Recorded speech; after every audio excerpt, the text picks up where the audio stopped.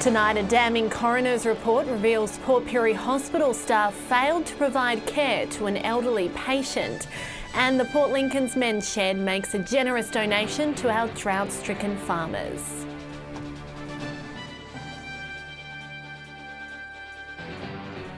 Good evening, thanks for joining us. A damning coroner's report has been released about an elderly Port Pirie man who died after developing a severe bed sore. He was transferred to the city after contracting the infection during his stay at the local hospital. The newly released coroner's findings into the cause of death of Peter McBride is a sad one. When reading through the report, it becomes abundantly clear that Mr McBride's death was in fact preventable. State Coroner Mark John found that the Port Pirie Hospital was inadequate in caring for the patient Peter James McBride. On the 11th of April 2015, McBride passed away from a multiple organ failure at the Royal Adelaide Hospital. Professor Craig Whitehead, who assessed his overall treatment, said that Mr McBride had died from a number of complications of excessive bed rest and poor nursing care. In this case, it seems that the coroner has found that hasn't happened, and that is a terrible, terrible shame for Mr McBride and his family. Health SA have replied to Southern Cross News with the following statement. Our sincere condolences go out to the patient's family, and SA Health will be providing a formal response to the coroner's recommendations within 6 months. It's hoped that this report will lead to change in procedures at regional hospitals to ensure that appropriate treatment is provided to older patients. Tensions have developed between the Spencer Gulf Cities Group and the state government. Its chair claims they're yet to meet the new regional development minister since the Liberals took power. On Tuesday, Regions Minister Tim Whetstone brought his budget roadshow to Whyalla, meeting with local organisations and council staff. But it seems he's overlooked one major group in the region. Port Augusta Mayor Sam Johnson says he's yet to sit down with the body representing Whyalla, Port Augusta and Port Pirie. Unfortunately, since April this year, we've had no formal response, particularly no formal response in writing from the Regional Development Minister. Mayor Johnson chairs Spencer Gulf Cities Group, which earlier this year released a strategy document for the region. Mayor Johnson says Mr Whetstone should have made some time this week. An opportunity to say, hey guys, I'm out in the region having a chat about the budget, let's sit down and have a chat about your strategic plan for the Upper Spencer Gulf. The minister, however, says he did make inquiries about meeting with them, only to be told they were unavailable. I've offered the Port Augusta Mayor meetings on Tuesday morning. He declined. The opposition says a meeting should be an urgent priority. When Jeff Brock was the Minister for Regional Development, he met with all and sundry. It's something both the Mayor and the Minister agree on. We don't want the Minister to be caught out by surprise when these things happen. We want him to be on the same page as us. And I'll continue to drive a good consultation process with them. John Hunt, Southern Cross News. Broken Hill locals will soon have the ability to travel to the New South Wales riverina town of Griffith. Airliner Regional Express is increasing flights for its Sydney to Griffith route after it terminated its Sydney to Mildura flights due to increased airport costs. Locals wishing to travel to Griffith will also be able to take advantage of new community fares. Rex will fly its last flight from Mildura to Sydney in October. Broken Hill's local state member has delivered a big funding boost for the city. Kevin Humphries has handed out over $1.5 million to Silver City Assets. Patrick Reinke has the details. Through the state government's Stronger Country Communities Fund, Broken Hill has just received close to $2 million. Member for Barwon Kevin Humphries has been busy this week, touring his electorate, handing out the funds. A little over 23 million I'm announcing this week and next week, and the far west of New South Wales has been a significant beneficiary. The Silver City has been given around $1.7 million in state funding. Broken Hill City Council has received plenty of support, $270,000 for an upgrade to Sturt Park's playground and a further $80,000 for outdoor gyms at Sturt Park and Picton Oval. And the Silver City Swim Centre will upgrade its pool with nearly $200,000 worth of funding. The other announcements include $660,000 for Lifeline's recycling facility, almost $400,000 for the Napradeck Club to complete refurbishments, and a little over $150,000 between Kintor Reserve Reserve and the Desert Rats Motorsport facility. The North Broken Hill Footy Club also snagged a cool $100,000. It's a good chance to reach back into the social amenities, sporting and cultural activities that make our communities what they are. Mr Humphries says it's important to keep an eye out for when the next round of funding opens. Donations to Eyre Peninsula's Drought Relief Fund continues to grow, with more and more businesses and organisations getting on board. Today, the Port Lincoln Men's Shed presented a cheque for $1,700 and will continue raising more for local farmers in need. Fundraising organiser Steve Willis says he hopes to raise up to $100,000 in total. Every bit of support that we get from anywhere in South Australia and the Eyre Peninsula is directly going to local people affected by this drought.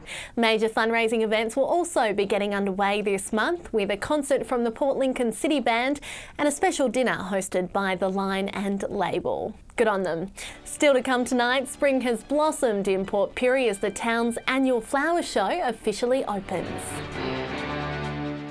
Welcome back. A 23-year-old Port Augusta man charged over a frightening armed robbery at a local hotel will be remanded in custody until early next year. The man fronted the Port Augusta Magistrates Court, and the prosecution argued that the accused posed a threat to the community and no application was made for bail. Police will allege the man entered the Pastoral Hotel and threatened staff with a knife, demanding cash. He will face court again in January of next year. Government and industry bodies are hopeful a new conference in Port Augusta will help unlock the full tourism potential of the Flinders Ranges and Outback. The two-day business forum will be the first of its kind in the region.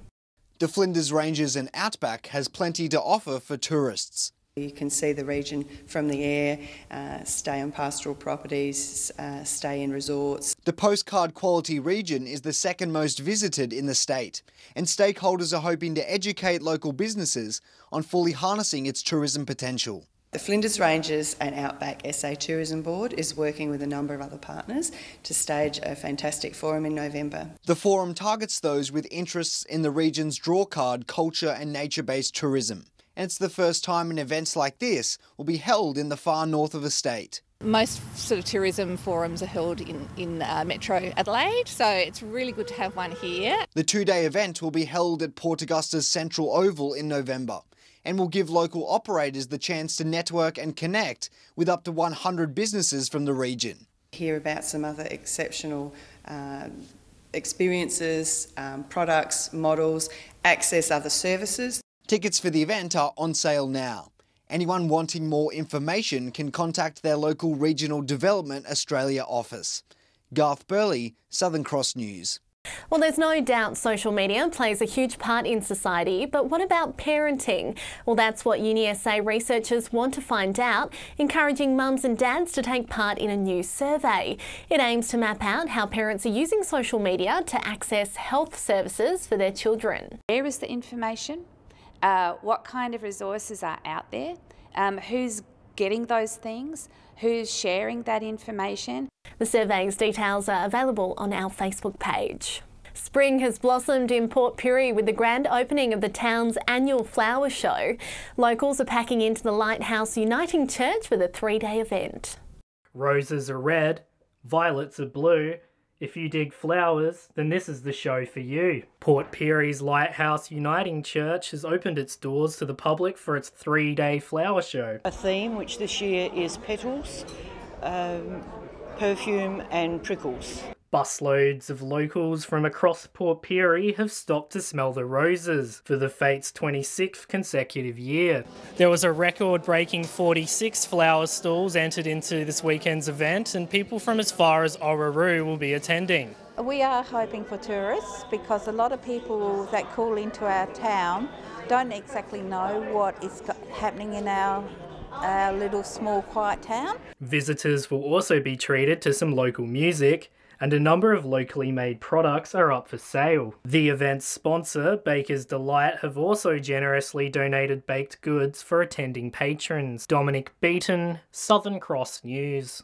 Port Augusta's Army Warren Media has welcomed the launch of a new online platform aimed at preserving the language and culture of the First Nations people. IndigiTube offers Indigenous media content like radio, music, video and language resources, and also allows users to upload their own content to the website. I think people will find this very much useful, like the YouTube. It was a historic day for the media station as they also switched on their online radio service. Port Lincoln's performing arts group Passionist Productions is gearing up for its 5th annual show. Titled Four Doors, the musical play will take the audience through a journey of self-discovery. Port Lincoln's young stars ready to shine on stage. So this year's production is called Four Doors, and it follows 5 characters that find themselves in the middle of nowhere and trying to find out where they belong.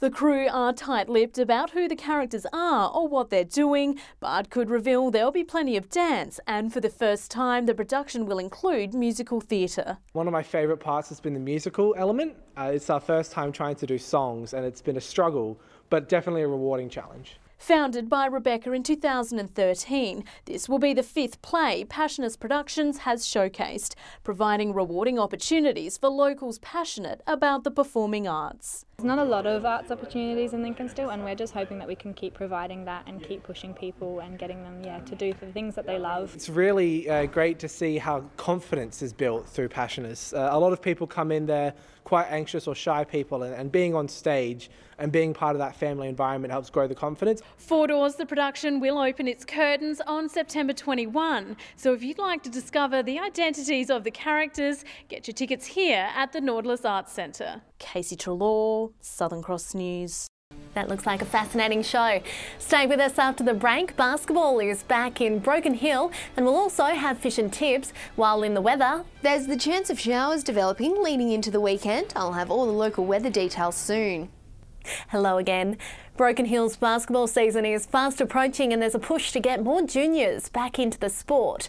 Organisers are excited for the next summer comp, but hope the numbers will be better than previous years. Broken Hill basketball is back. We just want to get the season started and get kids out playing. The local competition is gearing up for its upcoming season. With new executive and committee members on board, their focus is rebuilding the sport with young blood. We've got a really good crew on board, and hopefully we can build that now by getting a lot more young kids involved. We're hoping to get a lot of new juniors out so we can start building our ranks again from obviously the grassroots. Come and Try days are being held at the local stadium, with the next one on the 22nd of this month. Junior coordinators are also looking to touch base with local schools to introduce the kids to basketball. If you don't have juniors coming through, well, obviously future years you don't have anyone playing the sport. And it's not just about juniors. Nominations are open for senior teams for players of all skill levels. I myself, I still have a social game. I play mixed basketball because obviously the body's getting a bit tired and I can't get too competitive these days. Those looking to come and shoot a few hoops and see if the sport is for them need only contact the Broken Hill Basketball Association. Patrick Ryanke, Southern Cross News. And now it's time to see what's biting around the Gulf. Another week around the Gulf fishing tips. These fishing tips are getting pretty hard at the moment, but what I can tell you that if you want to go up around the Port Broughton area, there's some big bull salmon around the place. You'll get yourself a good feed. You do have to work very, very hard for your King George whiting in that particular area. They are good in size, but one tip I'll give you, don't go too far out. Just stay by the end of the channel, you'll find yourself a good feed. We come round to Port Pirie, also Eastern Shoal's doing pretty well. You'll have to look for the razorfish beds. They'll do a good thing for you, and some of the mussel drops, you'll find your King George whiting are gathering out there at the moment. As this weather turns a bit warmer, think of the snapper run. We usually see the snapper, first times they appear in this area are normally around the Smelters picnic time. We're not too far from that, so start working on your local drops, burley them up, and then I think you'll get a good reward. G'day and welcome to this week's Fishing Tips from Port Augusta, Jewel North. Well, it's been very hit and miss with the weather, but if you get a day like such as today and get out there amongst it, it's going to be beautiful. There are some kingfish around, but very sporadic. There's some up around the train bridge, so you can try from the shore up there. Also, generally this time of year, the tides are starting to change. You will get some really big silver whiting down on the shacks on the high tides as well in the mornings. There are still King George whiting around. The slime's starting to lift. There's still some squid around as well, and the crab should start to come on the bite there too. That's all we have from the Jewel North. Hi, Whalers Fishing Report this week. There's been some great numbers of King George whiting coming right across Whyalla from the northern and both the southern grounds. Hot tip is to fish a little deep for them. There's also been some really good sized whiting out on top of the eastern shoal, right up on top of the bank there. Just work the clear patches and I'm sure you'll get onto some. There's been some good sized squid along the Mount Young grounds. Snapper across Whyalla, it's been very hit and miss. There has been a few big fish coming from the Leeton Tug, a lot of quiet moments in between, and land-based out towards Point Lowly and Black Point, there's been some good numbers of salmon and some nice snook. G'day, welcome to this week's Fishing Tips from Port Lincoln. This week up at Tummy Bay, there's been some great catches of squid off the jetty. There's been a few squid also down at Ski Beach, as well as a few whiting down there too. Moving down to Port Lincoln, there's also some land-based catches of squid. The town jetty and Snooks Landing have been doing really well. The whiting front is starting to improve a little bit around the bay. North Shore late in the afternoons has been producing a few fish. Down on the south coast, the salmon has still been going strong down there. The better catches have been coming from the water end. Moving into Coffin Bay itself, salmon trout's probably been the mainstay in there. There's been a few whiting in around the leases on the high tides. That's it for this week. We'll catch up with you again next week. And here's Amy with the weather. Thanks, Abby. A sunny day around the region today, 24 in Port Augusta, 22 the top for Whyalla and Port Pirie, a fine day in Port Lincoln with a high of 18 degrees. On the satellite, and cloud across the south in cool westerlies is bringing light showers to the southern coasts, hills, southeast and KI. Skies are generally clear in the north with drier winds, which are leading to cool to mild days and chilly nights. If you're starting the weekend on the waters tomorrow, westerly winds will be shifting southwesterly up to 33 knots. Seas will reach 1 metre, while the early birds can catch sunrise at 22 past 6. Sunset will be at 6:09. Mostly fine tomorrow, although some regions will be seeing the chance of a shower. Wet and windy in Kadina, reaching 25. Port Lincoln could also see some wet weather. Meanwhile, it'll be a fine day in Port Augusta and Whyalla, maximums between 29 and 31 degrees. Looking into the new working week, and showers clearing in Port Lincoln late into the weekend for a fine 19 on Monday. Cleve is in for a run of mostly sunny days with a high of 22. Similar conditions in Woodner with a top of 23 to start off the new week. Temperatures in Whyalla will cool down over the weekend before Monday warms back up to 24 degrees. Port Augusta is also going to see highs up into the mid-20s, and while there's some wet and windy conditions forecast in Kadina, it will be a fine Monday.